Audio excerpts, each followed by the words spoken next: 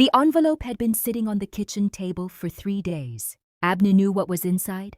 He had known before he even touched it, before he turned it over and read the small printed words in the top left corner. Federal University of Technology, Office of Admissions. He had known by the weight of it. Rejection letters were always thin, always light, as if the university wanted to make sure that even the paper itself carried as little hope as possible. He sat down slowly, the wooden chair creaking beneath him like it too was tired. It was a Tuesday morning, the kind of morning where the sun comes up but brings no warmth, where roosters crow but nobody is grateful.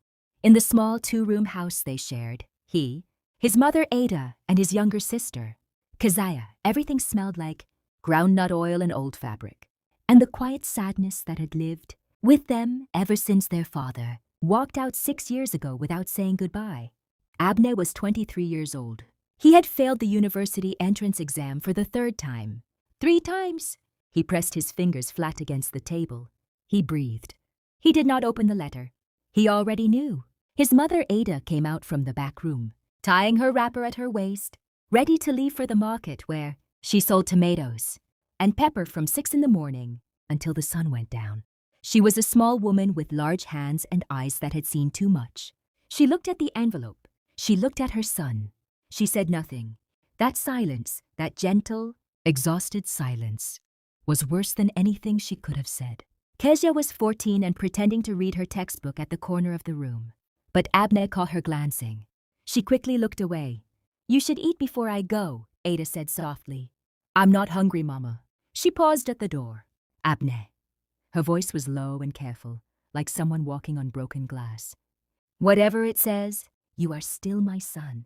You hear me?" He nodded. He could not look at her. She left. The door closed. The room felt smaller. He finally opened the letter. Word travels fast in a small community. By that evening, 3 households already knew. Boaz, the mechanic who lived 2 compounds over, was the first to say it out loud. He was a heavy-set man with grease, permanently under his fingernails and opinions, permanently on his tongue. He said it while washing his hands at the outdoor tap, loud enough for 2 women passing by to hear. 3 times! 3! That boy has wasted his mother's money. Some people are not made for school. He should just find a trade. Come and learn to fix engines. No degree, no hope. That is just the truth. The women nodded slowly, the way people nod when they want to seem sympathetic, but are actually enjoying the drama. By the time the words reached Ada, they had grown larger. No degree, no hope. No degree, no future. That boy will amount to nothing. Ada heard them while she was packing up her stall, her hands still moving, folding her tray cloth, arranging her leftover tomatoes, but her eyes were far away. She did not tell Abne what she heard. She carried it home alone, the way mothers carry so many things, pressed deep inside where nobody could see. That night, Abne sat outside on the low concrete block beside the front door, looking up at a sky too polluted with generator smoke to show many stars.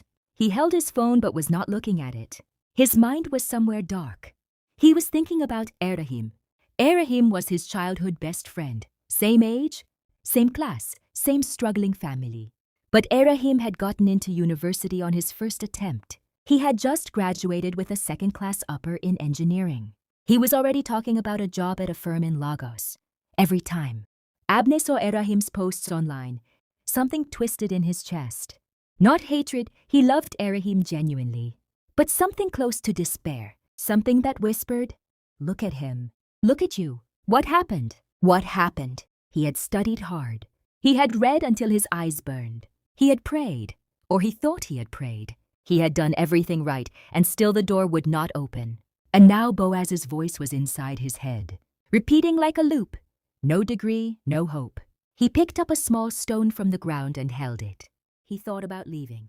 Not the neighborhood, somewhere further. He thought about the river that ran behind the cassava farms 2 kilometers out.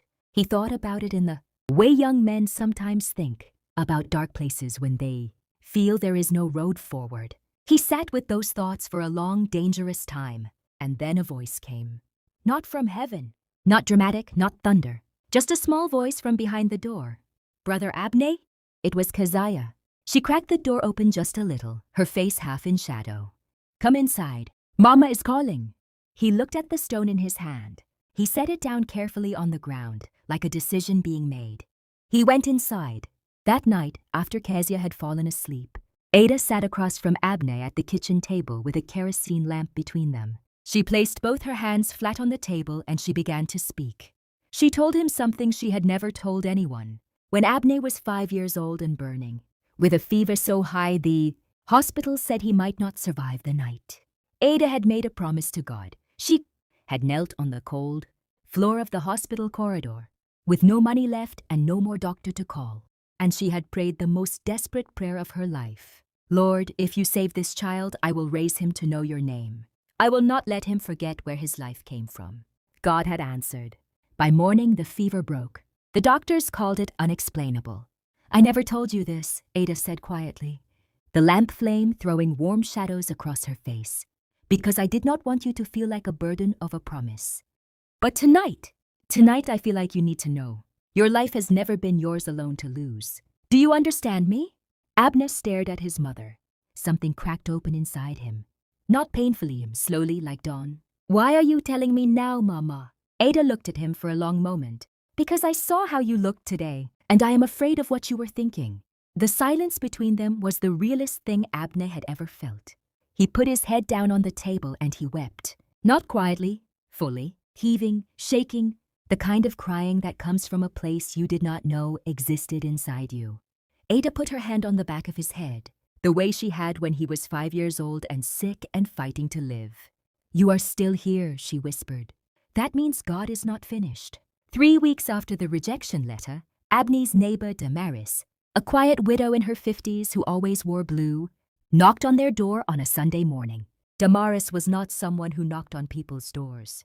She kept to herself. She grew vegetables in her small yard and attended the little Pentecostal church at the end of the street, the one with the zinc roof that hummed when it rained. She had watched Abne grow up. She had watched him fail. She had watched the neighborhood talk. I am going to church, she said simply. I want you to come. Abne looked at her. He almost said no. What would church do? He had prayed. God had apparently not been listening. Or maybe God listened to people like Arahim, people who were going somewhere. Not people like him. But something in Damaris's eyes held him. She was not looking at him with pity. She was looking at him like she already knew the end of a story he was still stuck in the middle of. Like she had a secret and was waiting for him to be ready to hear it. Just come, she said again. He went. The church was smaller than he expected. Maybe 40 people. White plastic chairs, a keyboard slightly out of tune, a pastor with a shaved head and a voice like warm gravel. Abne sat near the back, arms folded, guarded. And then he noticed the woman sitting 2 rows ahead of him, to the left. Her name, he would later learn, was Tirza. She was maybe 26. She had a notebook on her lap that she wrote in constantly, scribbling, underlining, not in the frantic way of someone anxious, but in the focused way of someone receiving. Her handwriting, which he caught a glimpse of when she shifted, was large and deliberate. When the congregation stood to sing, she sang without self-consciousness. When the pastor spoke, she leaned forward slightly, as if trying to get closer to the words. Abne could not explain why he kept looking at her. It was not merely attraction, though she was striking in an unhurried, unadorned kind of way. It was something else. She looked like someone who had been broken and had chosen, very deliberately, to be whole. He recognized the look. It was the look he wanted. The pastor's sermon that morning was from Job, not Job's. Suffering. Everyone preached about Job's suffering. He preached about Job's final speech, about the moment Job stopped asking why and started listening, about how God's answer to Job was not an explanation. It was a presence. Where were you when I laid the foundations of the earth? Not cruelty, not dismissal. A reminder, you are not the whole story. You are part of something larger. Abne felt the words like a hand pressed against his chest. After service, Damaris introduced them. Tirza works at the Vocational and Skills Training Center, Damaris said, with a small smile that knew far more than it was showing. The one on Afolabi Street. The center on Afolabi Street was not what Abne expected. He had imagined something small and defeated, a compromise, a place for people who had failed at the real thing. He had gone, mostly to be polite after Tirza mentioned it. Instead, he walked into a wide building humming with focused energy. Young men and women bent over computers, over sewing machines, over technical drawings. over culinary stations. A wall near the entrance held framed photographs of graduates, program completions, and beside each photograph, a one-line caption. Now runs a software repair shop in Ibadan. Employs 4 people. Catering business launched 2022. Serves 3 corporate clients. Received international trade certification. Currently exports to the UK. Abne stood before that wall for a long time. Tirza appeared beside him. I used to stand here too, she said. When I first came, I was angry about it. I thought I was settling. What changed? She thought about it honestly. I stopped asking why this door was open and started walking through it. 4 months into the program, Abne had enrolled in ICT and digital business. Management, he received a call from Erahim. He almost did not pick up. Old shame had a way of making even good things feel dangerous. But he answered. Erahim's voice was different, quieter, strained. Abne, a pause. I need to talk to someone. My job, the Lagos job, they just let me go. Budget cuts. 2 months in, and they let me go. I've been applying for 6 weeks and nobody is calling me back. Silence on the line. Then Abne said something that surprised himself. Come and see me. Erahim came the following weekend. He walked into the center on Afolabi, street looking like a man who had lost the map he thought was infallible. Abne showed him around. He introduced him to the instructors, showed him the work he was doing, designing a basic e-commerce, prototype for a local fabric seller, tracking analytics for a small NGO. Erahim watched all of it quietly. At the end, sitting outside with tea from a nearby kiosk, he said, I thought I was ahead of you. Abne looked at him, not with satisfaction, not with the bitterness he might once have felt, but with something gentler. Maybe we were never in a race. Erahim enrolled the following month, not in Abne's program, in logistics and supply chain management, which turned out to fit him like a key fits a lock. They had lunch together every Friday. 7 months into the program, Abne submitted a project. He had been working on it for 3 weeks, barely sleeping, drinking too much tea, filling notebooks the way Tirza had taught him. It was a digital inventory and sales management system, built simply but built well, for small market traders like his mother, traders who kept their records in crumpled notebooks, who lost money because they could not track what they sold, who could not grow because they could not see their own numbers. He built it for Ada without telling her.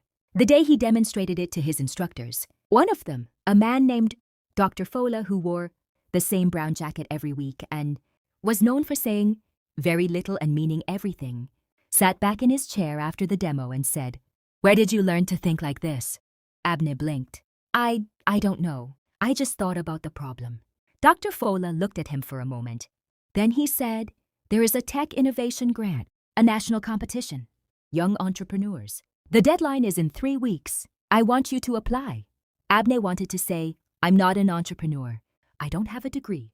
I'm nobody. He heard those words forming in his mouth. And then he heard something else, a quieter voice. Older and truer, your life has never been yours alone to lose. He said, Okay, I'll apply. The night before the grant results were announced, Abne could not sleep. He sat outside again, the same concrete block, the same limited sky. But this time he did not pick up a stone. This time he opened his hands. He prayed, not desperately, the way you pray when you are drowning. Quietly, the way you pray when you have learned something about the ocean. He did not beg. He did not bargain. He simply spoke. Lord, I don't know what tomorrow brings. I have learned, slowly and the hard way, that my plan was not the only plan. If this grant is mine to receive, let it come. If it isn't, then let the door that opens next be the right one. I trust you, not because everything has been easy, but because you kept me on the night I wanted to give up, because you sent Damaris to my door, because you put Tirza in a church I almost didn't enter, because you gave me a mother who told me the truth about where my life came from. I am not asking you to prove them wrong, Boaz and all the rest. I am asking you to do what you planned. That's enough. He sat in the quiet for a long time after that. The generator from a nearby house cut off. For a few minutes, real silence settled over the street.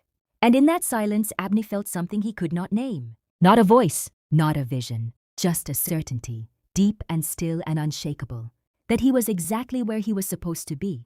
He won, not second place, not an honorable mention. First place. The grant was for 2 million naira, seed funding, a mentorship package, and a feature in a national technology publication. The panel's written feedback said, This applicant demonstrates rare practical empathy. He did not build a solution looking for a problem. He found a real problem and built an elegant solution. We are proud to invest in this work. Abne read those words 3 times. He called Ada first. She was at the market. She picked up with the distracted voice of someone managing 4 customers at once. Mama, I won. A pause. The background market noise continued for a moment, shouting. The clang of metal trays, someone calling a price. And then Ada's voice changed.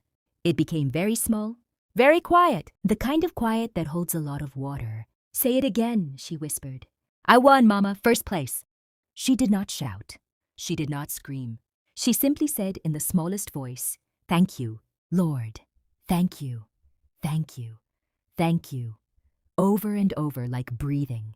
Kezia, when told, screamed loud enough for the whole compound to hear. She ran outside and shouted it. My brother won! My brother won! Tige and the neighbors came to their doors, and one of them was Boaz, standing with his grease-stained hands and his wide, confused eyes. Damaris, when told, simply nodded with a smile that looked like she had been waiting for this moment, since long before it arrived. Tirza, when told, Tirza who had walked beside him through the hardest months, who had prayed with him and argued with him and pushed him back to his desk. When he wanted to quit, Tirza said nothing for a long moment. Then she said, I knew. You knew? Not the details, but yes, I knew. A year later, Abne was invited to speak at the center's annual graduation ceremony. He stood before 62 young people who were completing their programs. People who had been rejected, redirected, delayed, doubted. He looked out at their faces. He thought about the thin envelope, the stone he had held in his hand in the dock, the words of a mechanic that had burrowed into his chest like a splinter, the mother who had prayed over a sick 5-year-old and kept her promise, the woman in blue who had knocked on his door, the woman with the notebook who had taught him to listen. He spoke simply because he had learned that simple things carry the most weight. Someone told me once, no degree, no hope, and I believed them for too long. I believed them because I was looking for hope in the places the world said it should be. And when those places were closed to me, I thought hope was gone. But God does not put hope in doors. He puts hope in people, and He opens the doors He wants opened in the time He has chosen, through paths we did not draw. I am not here today because everything went right. I am here today because when everything went wrong, someone kept me long enough to find out what came next. You are still here, which means God is not finished. The room was very quiet. Then slowly it broke open with applause. In the front row, Ada pressed her fingers to her lips. Kezia sat beside her, tall now, watching her. Brother with an expression that was equal parts pride and something deeper. The look of someone who witnessed a miracle up close and will never forget the shape of it. Boaz, to his credit, heard about this speech later. He heard about the grant. He heard about all of it. He did not say much, but the next time he saw Abne in the street, he stopped. He extended his greasy hand. I was wrong, he said, simple, direct, the way only a man with some real character can say it. Abne shook his hand. It's okay, he said, and he meant it. Because that is the final thing faith teaches you. Not just how to rise, but how to hold no bitterness toward the ones who doubted. Because they were afraid too. Because they had their own thin envelopes. Because the world teaches all of us the wrong things about hope, until God in His own time proves otherwise. For I know the plans I have for you, declares the Lord, plans to prosper you and not to harm you, plans to give you a future and a hope. Jeremiah 29:11.